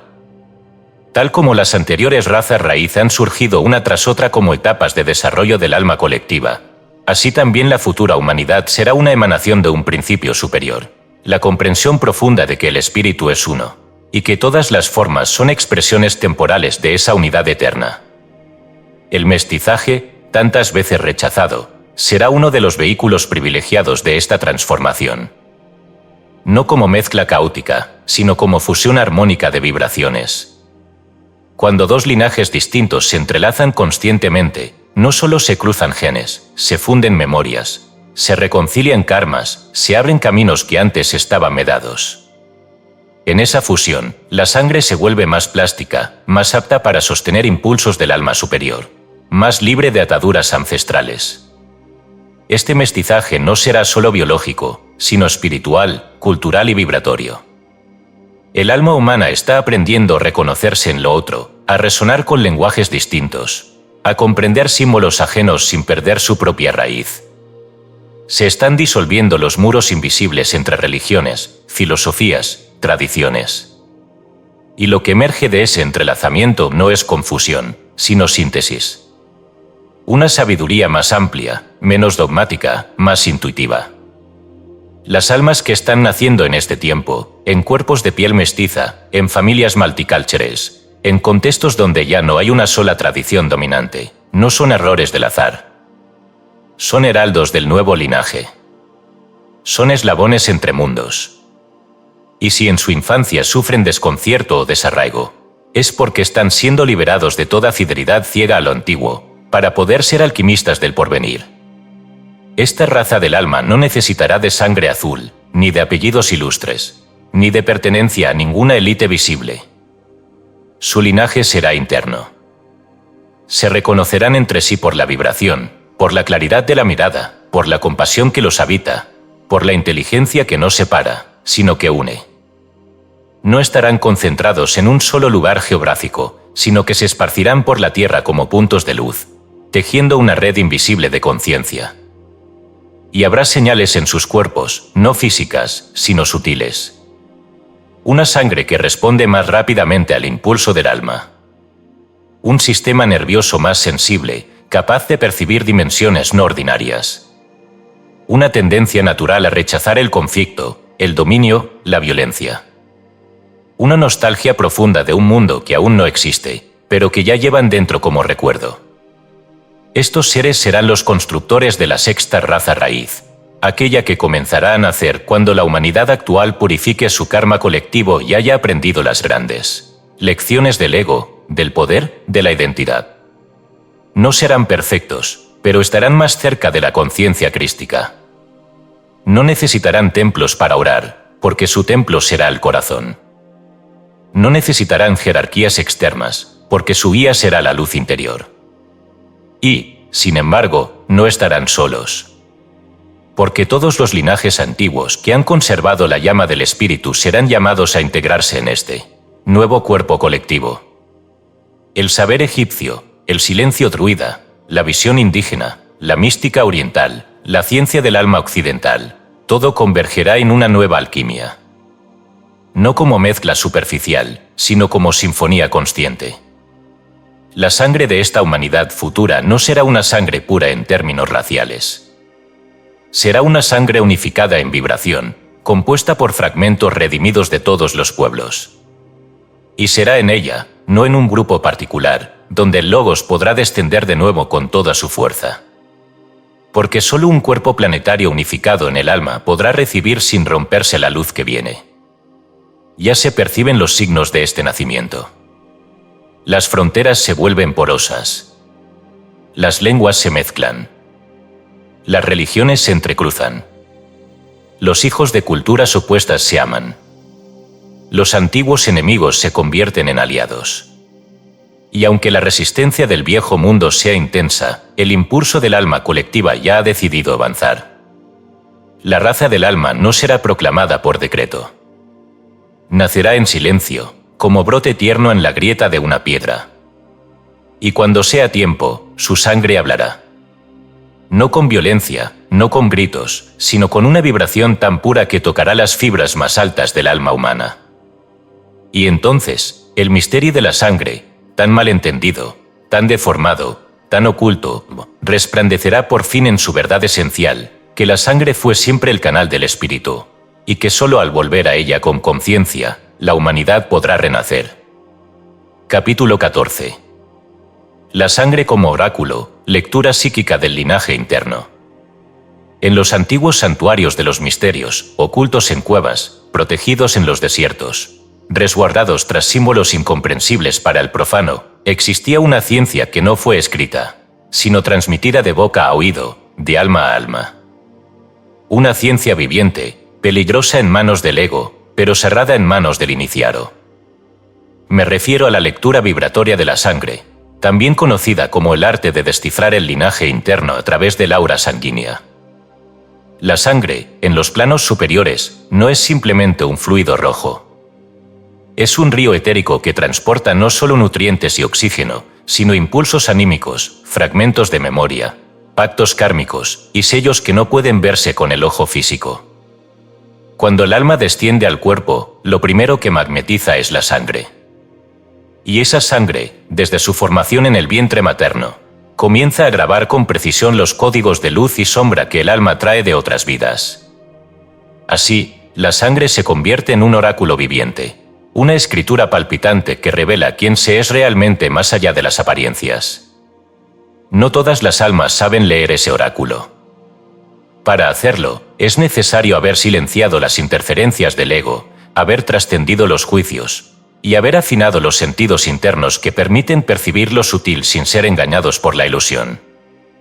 En los niveles más altos de la visión clarividente, el aura de la sangre puede ser contemplada como un campo ondulante de color, ritmo y geometría, cuyo lenguaje es universal y a la vez único para cada ser. En algunos casos, este campo muestra tonos oscuros, fracturas, líneas de detención vibratoria. Son señales de traumas no resueltos, de pactos incumplidos, de memorias densas que aún no han sido transmutadas. En otros, se observan espirales doradas, luces pulsantes, vibraciones ascendentes. Son indicios de servicio en otras vidas, de logros interiores que han dejado su huella. En todos los casos, la sangre habla. y habla con la voz del alma encarnada. Los grandes sanadores del pasado, en Egipto, en la India, en el Tíbet oculto, no diagnosticaban a través del cuerpo, sino a través de la sangre etérica. Ellos sabían que el mal físico es apenas la última manifestación de un desequilibrio mucho más antiguo. Al contemplar el campo sanguíneo, sabían si el alma había venido a purgar, a redimir, a cerrar ciclos, o a abrir senderos nuevos. No era juicio, era lectura. No era condena, era reconocimiento. Hoy en día, aunque el mundo moderno haya cerrado los ojos a lo invisible, el campo vibratorio de la sangre sigue siendo legible para quienes han abierto el corazón espiritual. Incluso en la vida cotidiana, algunos perciben, aunque no lo sepan, destellos de esta lectura. Se sienten atraídos o repelidos por otros sin razón lógica. Dicen hay algo en su presencia que no me cuadra o cuando estoy cerca de ella, siento paz. No es intuición vaga, es lectura inconsciente del campo sanguíneo, del linaje interno que vibra más allá de las palabras. Porque cada alma trae consigo un linaje. No me refiero al linaje biológico, que es apenas el escenario elegido. Me refiero al linaje vibratorio del espíritu, esa cadena de experiencias, desafíos, promesas y dones que conforman el mapa profundo del ser. En la sangre, ese linaje se manifiesta como una huella invisible, lo que los esenios llamaban el código del fuego, y que en otras tradiciones ha sido nombrado el sello del viaje. Quien aprende a leer ese código no necesita preguntar por la historia. La ve. La siente. Percibe si el alma está cumpliendo su designio, si ha olvidado su propósito, si está repitiendo lo que ya fue superado, o si se halla en el umbral de un nuevo despertar. Hay momentos, raros, pero intensos, en que la sangre habla sin necesidad de visión. Habla a través de los sueños. A través de enfermedades súbitas que traen mensajes. A través de encuentros casuales que reactivan memorias. A través de sensaciones físicas al pisar ciertos lugares o escuchar ciertos nombres. En esos momentos, el oráculo interior se abre y la sangre recuerda. El verdadero arte consiste en escucharla sin miedo. Porque cuando la sangre recuerda, el alma también lo hace. Y muchas veces, ese recuerdo puede ser doloroso, revelará traiciones pasadas, potenciales no realizados, caminos abandonados por miedo. Pero también puede revelar dones dormidos, vínculos cerrados, misiones olvidadas que están listas para ser reactivadas. La sangre, cuando se convierte en oráculo, ya no es esclava del cuerpo. Se vuelve instrumento del alma superior. Y entonces, el ser humano deja de vivir de forma inconsciente y empieza a caminar como iniciado, como lector de sí mismo, como sacerdote de su propio templo interno. Los iniciados del futuro no portarán túnicas, ni necesitarán títulos. Serán hombres y mujeres comunes, pero con sangre despierta. Serán capaces de reconocerse unos a otros no por el rostro, sino por la vibración. Y cuando dos de ellos se encuentren, no necesitarán hablar mucho. Porque la sangre ya habrá hablado. Capítulo 15. El grial interior, redención, pureza y el fuego de la sangre. Existe un símbolo que ha atravesado los siglos, encendido leyendas, inspirado búsquedas imposibles y alimentado los anhelos más profundos del alma humana. Un símbolo envuelto en misterio, perseguido por reyes, ocultado por iniciados, malinterpretado por teólogos, y sin embargo, siempre presente en los sueños de aquellos que intuyen que la vida es mucho más que nacer, sufrir y morir. Ese símbolo es el Santo Grial. Y no es un objeto. Es una condición del ser. Es el recipiente interior donde la sangre se vuelve luz, donde la carne se convierte en templo, donde el alma encarnada al fin se une conscientemente con el fuego del espíritu. En los misterios mayores, el grial no era una copa material. Era un estado vibratorio alcanzado por aquellos que, tras largas purificaciones y pruebas internas, habían logrado redimir su sangre, limpiarla de las sombras del ego, de las memorias densas del linaje, de los residuos del deseo y del miedo. Solo entonces la sangre, ya no esclava del instinto, podía convertirse en vehículo del fuego divino, y el cuerpo entero se transformaba en un cáliz viviente, en un grial interior que contenía la esencia del Logos. Pero, ¿qué es esa redención de la sangre? No es negarla ni castigarla, como hicieron algunas doctrinas erradas. Es transfigurarla, es permitir que el pulso de la carne se sincronice con el pulso del espíritu. Es liberar a la sangre de su servidumbre a la repetición kármica, a los impulsos ciegos, a las cadenas heredadas, y elevarla hasta que pueda sostener la llama crística sin ser consumida. Muchos creen que el grial fue perdido. Pero en verdad nunca ha estado fuera. Lo que fue perdido es el conocimiento de cómo hallarlo dentro. Porque el grial vive en el corazón etérico del ser humano, en ese punto oculto donde la sangre y el alma se encuentran en silencio. No es visible al ojo externo. Solo el alma purificada puede encontrarlo, y cuando lo hace, todo en su vida cambia. Ya no vive para sí misma. Se convierte en servidora del plan, en portadora de la luz, en irradiación silenciosa del fuego. El grial interior exige pureza, pero no como moral externa impuesta por temor. Es la pureza como transparencia vibratoria, como coherencia entre lo que se piensa, se siente y se vive. Es la pureza del corazón que ha atravesado la oscuridad sin cerrarse. Es la sangre que ha conocido la sombra, pero no se ha dejado poseer por ella. Esa pureza no es debilidad, es fuerza refinada, humildad que ha vencido el orgullo, voluntad que se rinde ante lo más alto sin perder su poder. En la alquimia interna, esa pureza permite que la sangre se vuelva portadora del fuego sagrado. No un fuego que quema, sino que ilumina. Un fuego que transmuta. El mismo fuego que descendía sobre los profetas, que ardía en los cuerpos de los santos sin consumirlos, que hacía vibrar a los verdaderos sabios con una luz que no era de este mundo. Ese fuego solo puede ser contenido por una sangre que ha sido consagrada desde dentro. Y esa consagración es el misterio del grial. Los grandes iniciados de todas las eras, aunque hayan hablado lenguajes distintos, todos apuntaban a lo mismo. Krishna, Buda, Zoroastro, el Cristo, hablaban en distintos símbolos, pero señalaban hacia una misma verdad, que el cuerpo humano puede ser transformado en vaso sagrado, y que la sangre, lejos de ser obstáculo, es el puente viviente entre la materia y el espíritu. Por eso, el trabajo del buscador no es huir del cuerpo, sino redimirlo desde dentro. No es negar la sangre, sino despertarla. No es destruir el pasado, sino transmutarlo hasta que su vibración se convierta en música. El verdadero buscador del grial no va por castillos, ni por códices antiguos, ni por reliquias. Va hacia lo más profundo de sí mismo, hacia el lugar donde el alma puede decir: aquí está mi sangre, Señor, que sea fuego, que sea luz, que sea tuya. El grial está donde el amor es más fuerte que el miedo.